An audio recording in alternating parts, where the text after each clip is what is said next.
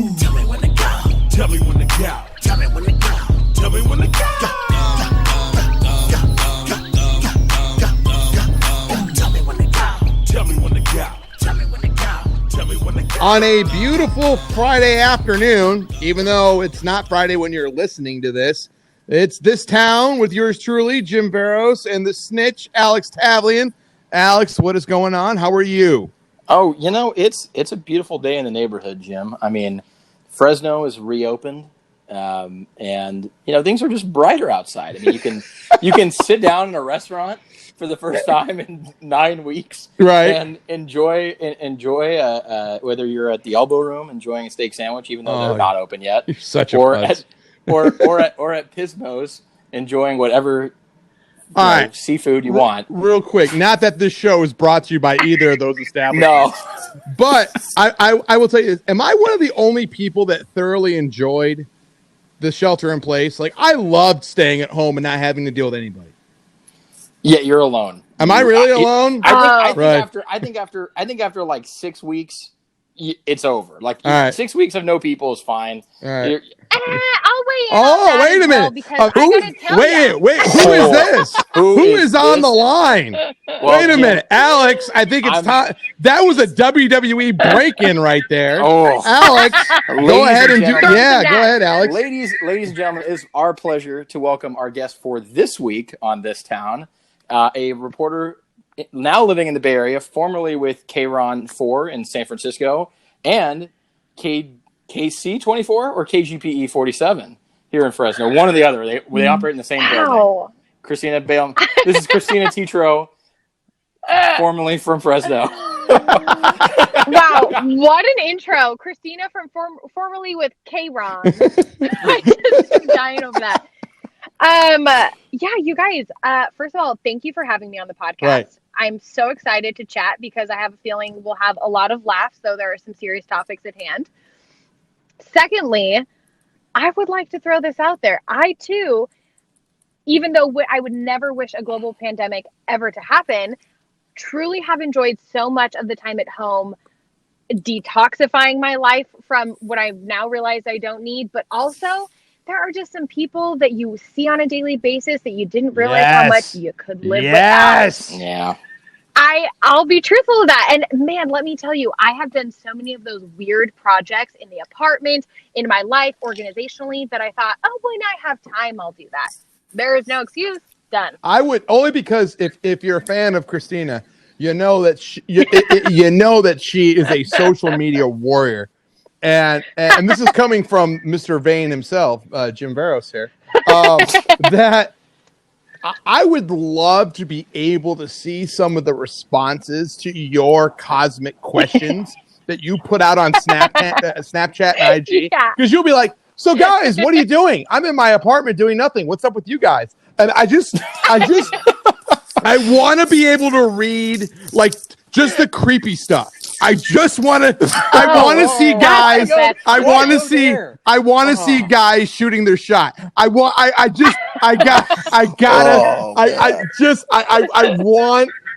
them to be like, it's a Tuesday. She's by herself. Yeah, I'll shoot my shot. Let's see what happens. Yeah. I got to throw this out there. The funniest thing, and you know, just for anyone listening at home or wherever you are, I generally speaking, and more along the lines of sitting after a day and I'm like watching something stupid on TV like The Bachelor, which, you know, that guilty pleasure. And I'll be like, you guys, am I the only one that thinks this kid looks like he's 12? And then, of course, I got to throw up the question to everyone, you know, throw that out there. And quite honestly, Jim, any female, regardless of who you are, regardless of what your job is, of who's like, just regardless, right? They get the weirdest DMs, the weirdest. When it's in that requests folder of like, oh, that's odd, I forgot that existed. And you open it and you realize, oh, there's a reason I don't follow that person. Okay. But it's always the time when I think, wow, first of all, just stranger danger in general, right? Like, if I've never met you, I'm probably not going to invite you to my place, and I probably don't want to go over to yours. But hold on. Secondly, but if there's a prince from Nigeria who's offering you a lot of gold, is that changing the equation a little bit? A legitimate question. I mean, I'll throw this out. I'll throw this out there. I've gotten some weird ones. Probably some people have claimed just that, but also that was a slight The Office reference, and I really appreciate that Michael Scott reference, if that's what it was geared It's towards. exactly what that was. You're welcome. Because that, first of all, I may or may not have that whole show memorized. Secondly, I mean, you need to help the prince, right? So you might as well respond. You can't leave royalty just hanging. Nope. But actually, funny enough, today I jumped on to Instagram and I said, hey guys, I'm recording this podcast. And I asked a few questions about what you thought about the state starting to reopen, etc. But also I said, hey, what have you guys learned? And actually, there's an old viewer who constantly DMs as well. Very kind, not creepy. But today he goes, you know what? I learned how to make orange chicken. And I don't know why, it just tickled me so much. I was like, wow, okay, thanks for sharing. Well, you know what? If that's what you learned during shelter in place, more power to you. I learned how to make crepes. I was talking to a reporter. I was talking to one of the reporters at KSEE a couple weeks ago, and she was talking about how she gets letters from jail. mail. Yeah, jail mail. This is mail. a thing. Oh, any male or female in the Whoa. broadcasting business will tell you. Wait a minute. Jail mail is a Wait, thing. hand mails? And mail? Hand mails. Oh yeah.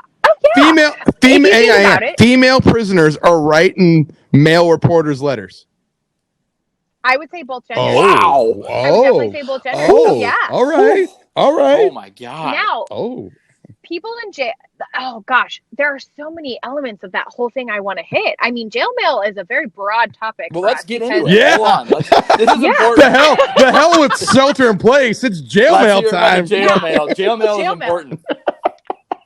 I'll never forget the first time I saw a piece of jail mail. I actually went back to my alma mater, Arizona State, and I was helping out. They have a student-run newscast that they wanted professionals in over the summer. For the first time, they extended that program over the summer. So I was there at KRON News as well as over at Arizona PBS.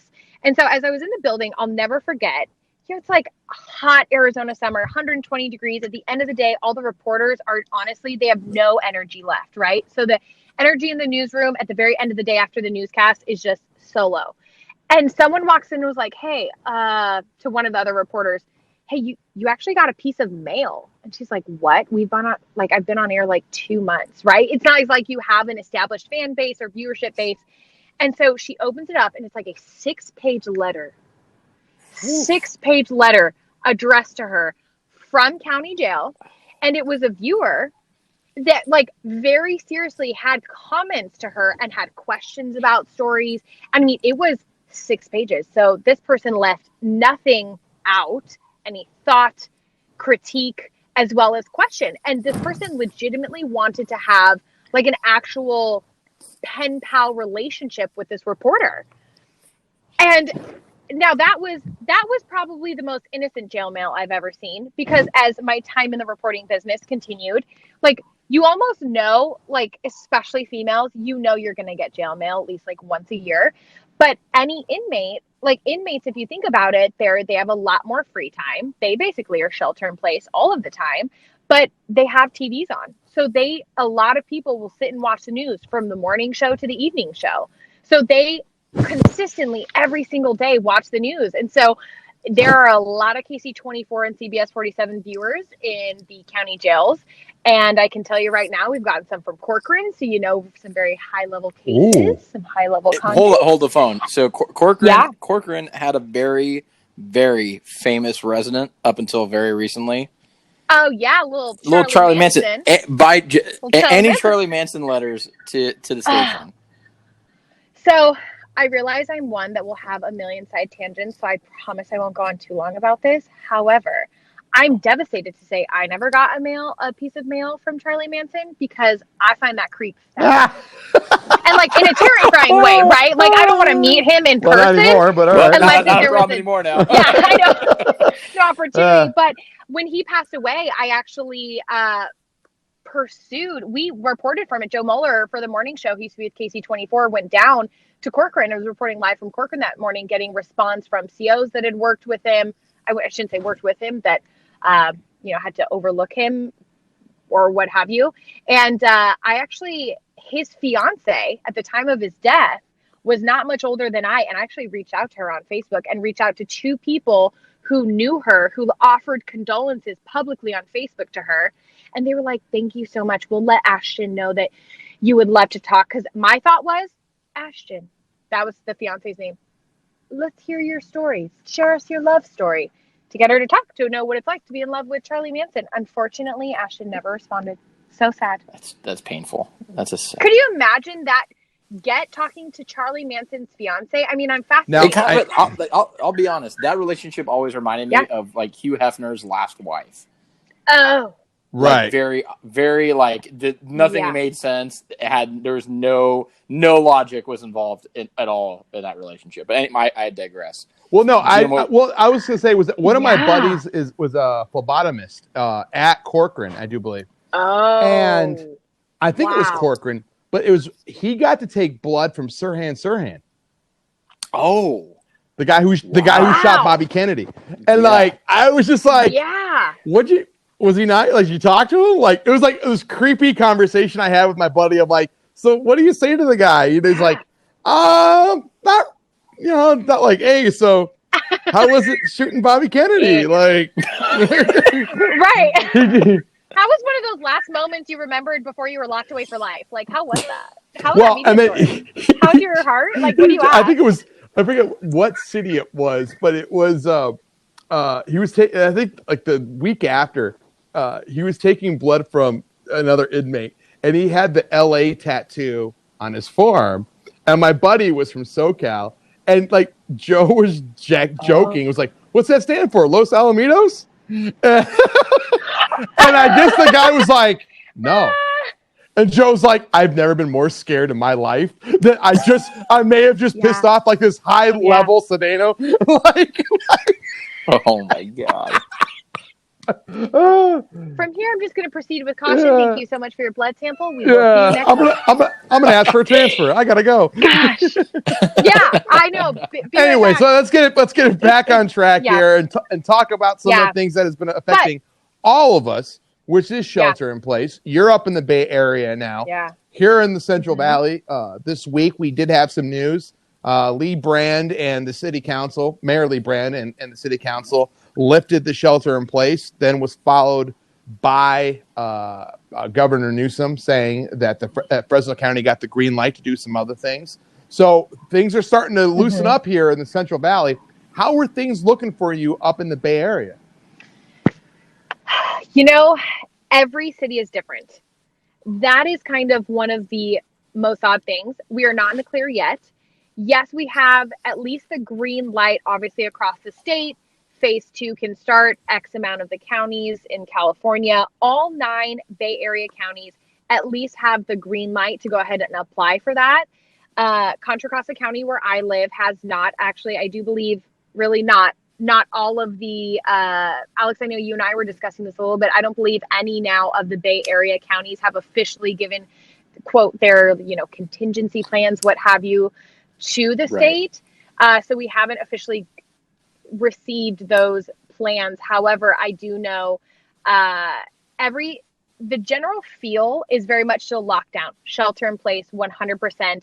You're going to see that I would say that's like the blanket feel, and every county wants that to still happen. However, and the community, to be honest, a majority of, I would say, as in comparison to in comparison to the Central Valley, there's much less backlash. A lot of people, there's still a lot of fear with all the unknowns we have. So everyone's still very much sheltering in place, but the itch to get outside is there. I've never seen people more antsy, to be honest, including myself, but it is like every time there's a green light from Newsom, our counties don't directly follow. It's still a few days, a week, a few weeks.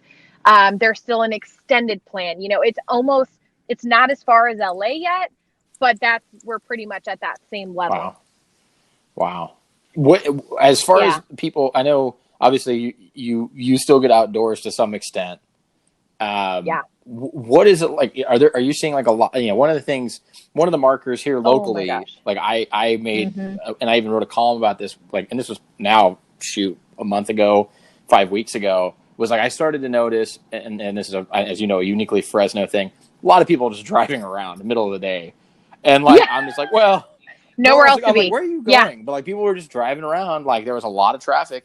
Yeah. And I was like, this is a sign. Like, people are the cabin fever is just taking over. And like, I got dismissed by a lot of people for saying it, but like, very quickly it became a lot worse. And even today, with a lot of things reopened, the traffic is like it used to be. Like, it's very heavy. Things are crazy. Obviously, factoring in the Bay Area element of like not as many people driving as by comparison. Yeah. How is that are you guys sort of, you kind of mentioned you're hitting that itch. Is the cabin fever just taking over at this point to some extent?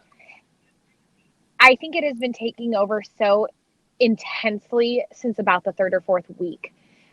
You remember when the shelter in place started, it was in March, and we all thought, okay, at least we're going to have answers in April. April hit, there weren't even answers. The scare was heightened. Medically, we were waiting for a lot of information to come back. And at the end of April, we thought, okay, but it probably May 1st. And then May 1st, it's like, you know what? No, we're going to go until at least June 1st. So I feel as though every time it's almost hit towards the end of the month is when the cabin fever gets even worse. So I just realized when you asked that question, I feel like I could speak on this for 2 hours, but it has been so wild to look and observe the Bay Area right now. Obviously, we talked about, I moved from the Bay Area from Fresno in the Central Valley, but I am actually a Southern California native who grew up in Arizona, birth to 10, Southern California, small town. Both my parents are basically Southern California natives. Then I grew up in Phoenix, moved to the Central Valley to work at KC 24 and CBS 47, and got to really experience the Central Valley. And now living up in the Bay Area, it's as though now I've experienced the three different huge sectors of the state. And now I feel like I have this bird's eye view because I don't necessarily consider myself, a Bay Area resident quite yet. I'm not fully there. Or I shouldn't say that. Just, I have a lot to learn in the Bay Area, a lot to observe. And so looking at this time during COVID, it has been so wild to think about the fact that not only obviously for the entire world, this is historic. We are in historic times right now, but watching people in the Bay Area right now is fascinating. We've got the cabin fever hardcore, and we have all these different elements and different activists, and clearly it's very left wing up there. So there's this huge political element to it. But at the end of the day, a lot of people were just scared. I mean, that was the number one thing. And then fast forward, they were antsy. And so I have specifically taken drives across the entire Bay Area, gotten in my car, put my dog in the back, and thought, I want to go over the bridge right now during rush hour. A drive during rush hour, which is I'm about 23 miles from San Francisco, Walnut Creek to San Francisco. If I were to do it at rush hour, it would take me about 2 hours. Took me about 25 minutes for 23 miles. That's the same amount of time when I worked on the morning show at KRON 4. I started work at 3 a.m. I would leave at around 2:40 and I would get to work right at 3. So it's like if I were driving to work at 2:30 in the morning during rush hour. That's incredible. I mean, that part is just wild. Now, when it comes to actually people and their activity of what they're doing, I happen to be a runner. I love running. I also have a dog, so I like walking my dog. I start off at least 4 days of the week with just first thing in the morning, a short run. I have never, on the same paths I've been taking throughout Walnut Creek, never seen more people outside on weekdays. Wow. It can be 7 in the morning, which is kind of a normal time for a jogger, where it maybe be a little more crowded. It can be 9 in the morning when people are normally at work. It can be 11 in the morning before lunch. Those trails are packed, and bike sales have been through the roof. You go to any store, Walmart, Target, there are no bikes on the shelves. I went out for a long run like last Sunday, then took my dog out.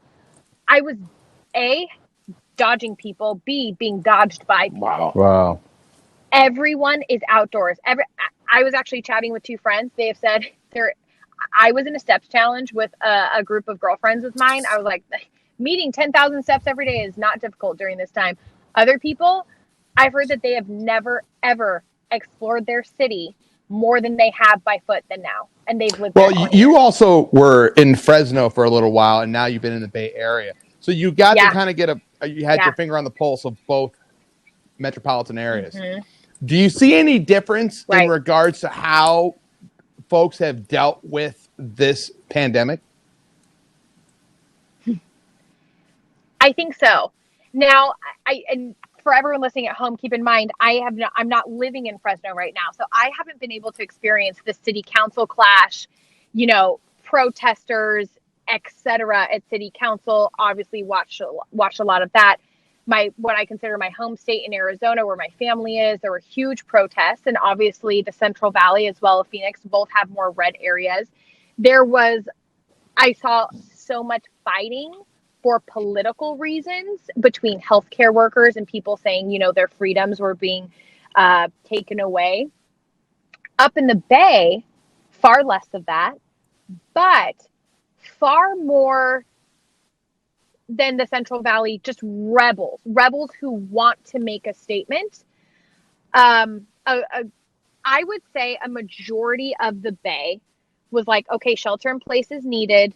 I'm going to do it. But a majority of them really acted, from my observation, at first really did act out of fear. And by no way am I placing blame on them. Again, this is just observation. And that was the chatter. Everyone was very scared. It continued to be that. And then when the shelter in place continued to extend, the mask warfare started. And though I know that that's going on kind of everywhere, I mean, the mask warfare in the Bay Area, whether you're in Contra Costa County, San Francisco County, Alameda County, it is, if you are not wearing a mask, you are the worst person ever. I am going to condemn that. I'm going to condemn you for that. But if you are someone that is selectively being a rebel and actively not wearing a mask and wants to talk about it, you're kind of praised for being a bit of a rebel and making a statement. Whether that being doing an artistic photo shoot, taking pictures on social media, or just yelling about it.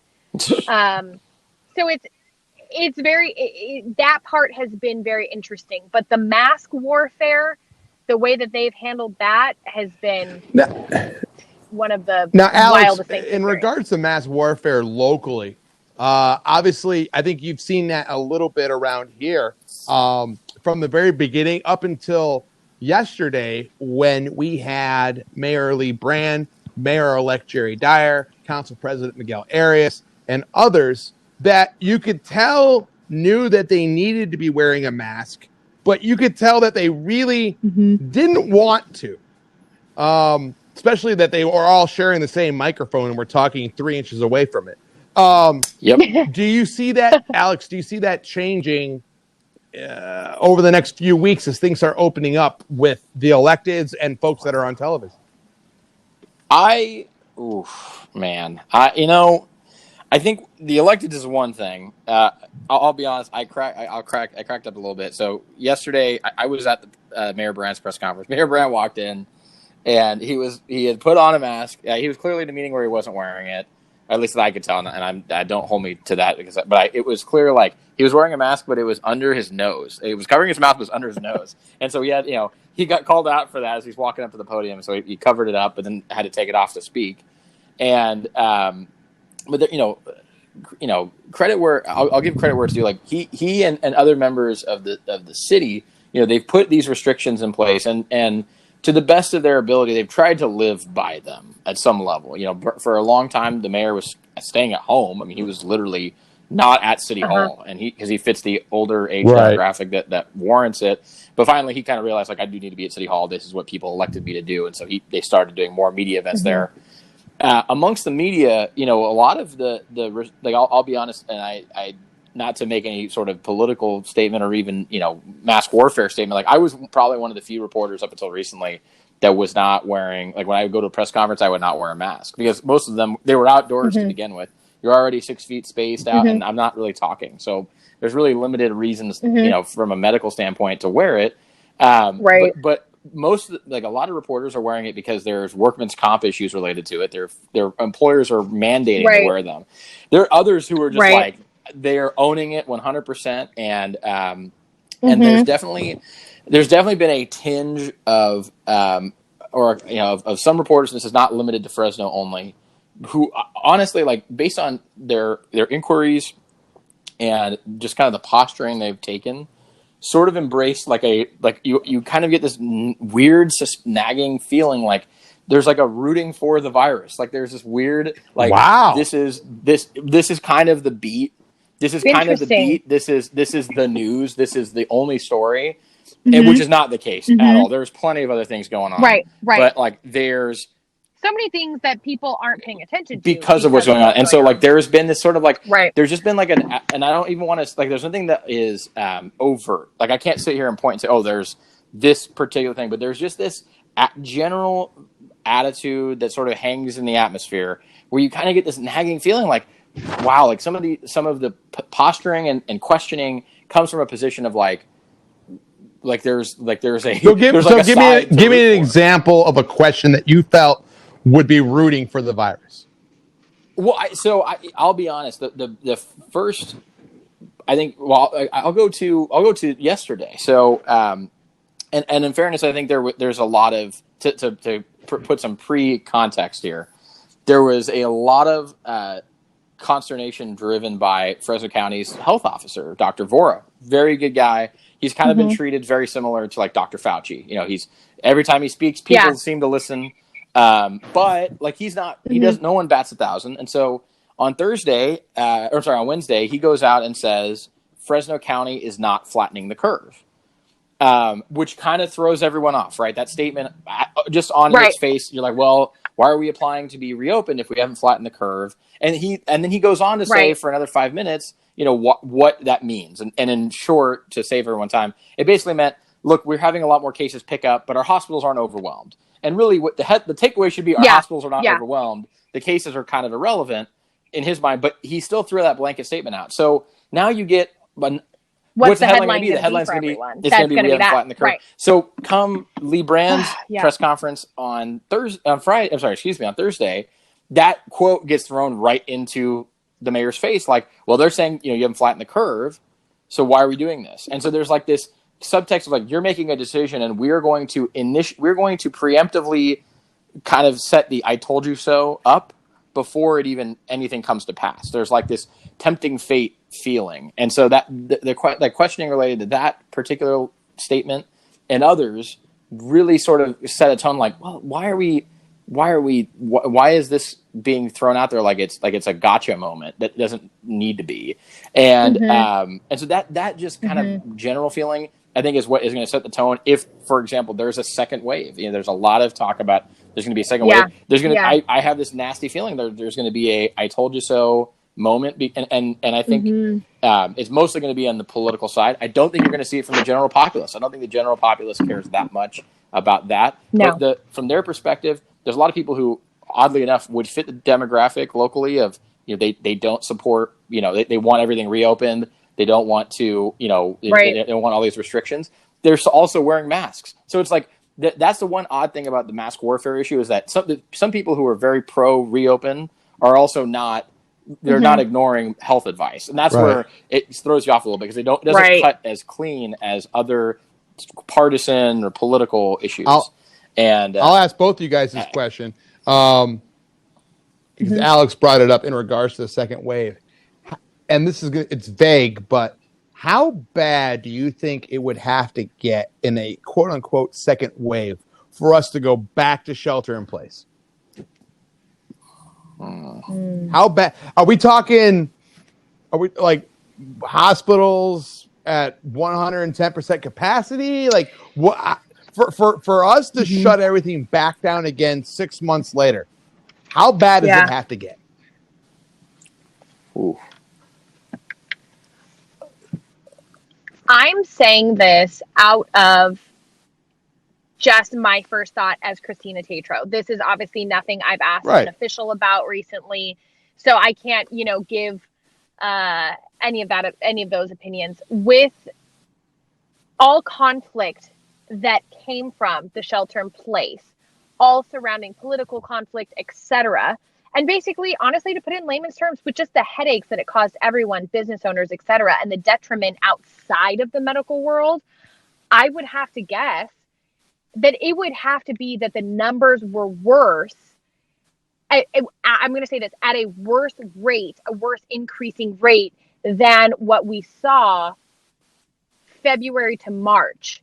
Because, and I'll touch on this a little bit later because I want to hear what Alex has to say, but look, one thing that's been very hard for me as a reporter that it seems like other people are not understanding is that every number that's thrown out there, yes, it's a great update for people to know. Every number that's thrown out there is also a devastating story of someone who's losing their life or someone who's suffering. We have to remember those numbers are people. But every number that's thrown out is all in different scale. One doctor is going to tell you a number that was put out on a scale this morning from one hospital versus another. But then all of a sudden you think that the numbers you're hearing that we're in a positive direction, but yet people are still dying. And again, it's all different rates. Not everything put out by every doctor is on the same scale. And the rate of which we are putting out tests are different, and the rate at which tests are coming back and the rate at which the positive and negative tests are being collected are all coming out at different times. So that's why we see these day-to-day different peaks, when really if you look at it more at a month bird's eye view, it's very different. So I would have to assume that it would be the rate of change, not an actual number, right? Not like saying, oh, a new number, there's 75,000. It would have to be that rate and that drastic increase of which it's happening, regardless of what the number at hand it is. Yeah, I don't disagree with that. I definitely feel like there's an element of we are definitely going to need to see some things get exacerbated. I think. If we have a ramp Absolutely. up, where just a ton of people, and again, like Jim, you and I have had this conversation so many times as to what metrics matter in the public sphere, and I've always been a very big proponent of hospitalization. To me, if we're looking at worst case scenarios, if you're a coronavirus patient and you're in the hospital or you are under hospitalized style treatment for the people who are in nursing homes who can't go to the hospital, you're in pretty bad shape. If that number climbs at a precipitous rate, we have issues, and that's why, like for example, like the Fresno County and most counties now have these regional surge centers. They're like like a field hospital. Fresno's is at the convention center. Yeah, it's been untapped. It's like 300 beds that no one is using, but they're going to occupy it for as long as it takes. I kind of joke it's a little bit like the Occupy movement, like they're just there, and at a certain point you just stop. You forget that even nothing's exists. going there anyway, so that's all right. Go ahead. Yes, sure. And so, short of like a major surge on hospals, that just where coronavirus is just literally overwhelming the system, based on the fact that like we've had 3 months of a whole lot of experimentation on on treatment. We're moving towards, testing vaccines. It's going to be really hard to just shut everything down again the same way. Yeah. I think we also have learned a lot more about how this disease works, and that changes how we deal with it from a, public back standpoint. in February and March, my 2 cents is we got caught flat-footed in February and March, right? We didn't have enough ventilators. We didn't have enough masks. We didn't have enough beds. We didn't have enough trained, all this stuff. So we've had 90 days, however many days it is, to get ready for the reopening of our economy. I think something that we've said is, walk me through, if I get this virus, what my chances are of recovery. If I get it, what are my chances of having to go to the hospital? If I go to the hospital, what are my chances of having to go on the ventilator? If I go on a ventilator, what are my chances of coming off that ventilator? Right. So those are the numbers that I think we've wanted to see during this current shelter in place. This is going to sound morbid and nasty and negative, but during a presidential election year, and it is September, October, and we're getting all sorts of mixed messages about, we've had a surge of people who have gotten the virus, but we haven't seen a surge of people dying. I think for us to go back to shelter in place, for politicians, 30 days, 60 days before presidential election, to shut down the economy again, you're going to need to see bodies. You're not going to, not cases. they're gonna have to say, listen, we are 100 Uh-huh. people every hour are dying or whatever it is for us to go, all right, yeah, we got to shut it down. People aren't, but if it's like, well, we had a surge of people getting it, but only 5% had to go to the hospital. And of that 5%, only 10% got on a ventilator. And then 90% of the people that got on that ventilator survived. No one's shutting it down again. Yeah. Right. Absolutely. I think too, that survival rate is going to be really big. Again, we're getting all of these new answers. And I think one of the biggest things that myself, as well as the entire community, has learned is there's no right answer. We've learned the politicians don't know, the medical professionals don't know, the general public doesn't know. And it's really, we're flying by the seat of our pants.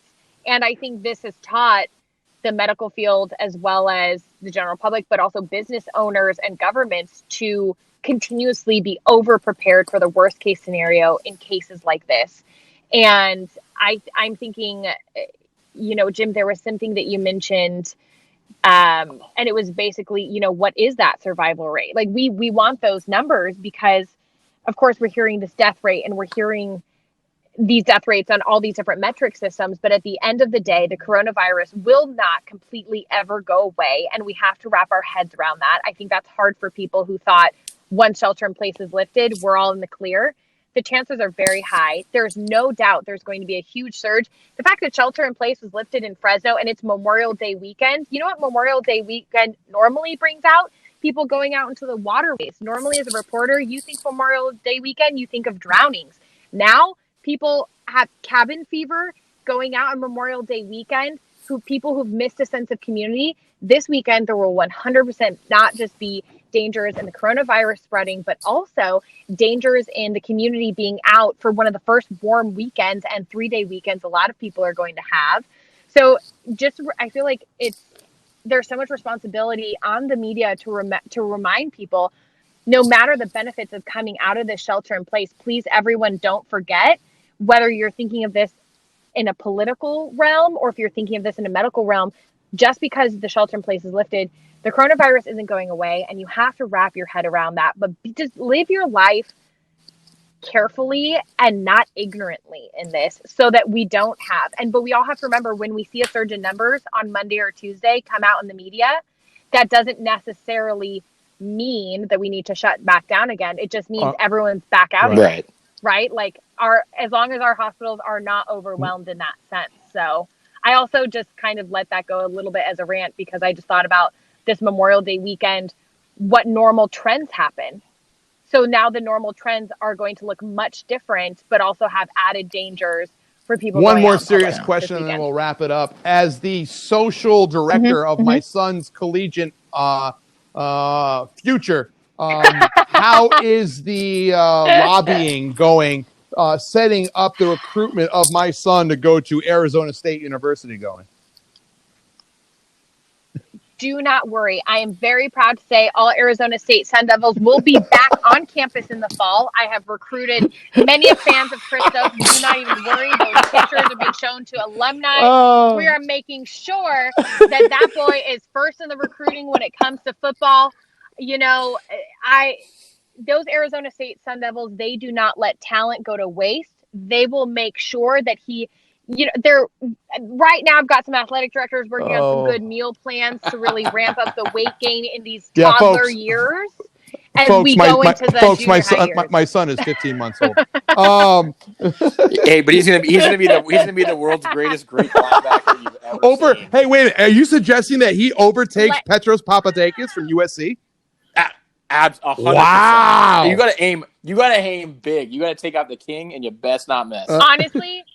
Yeah. And you know what? Just knowing that guy is from USC, I'm like, but you know what?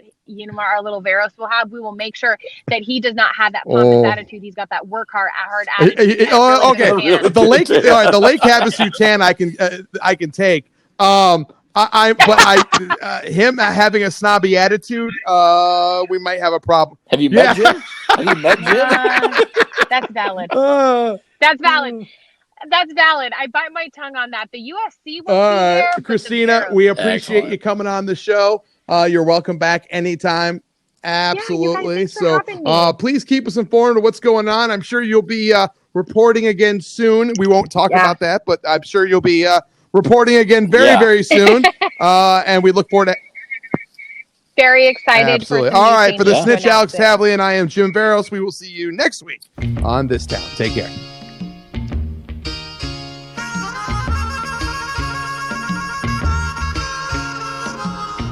This town is a lonely town, not the only town like this town. This town is a make-you town or a break-you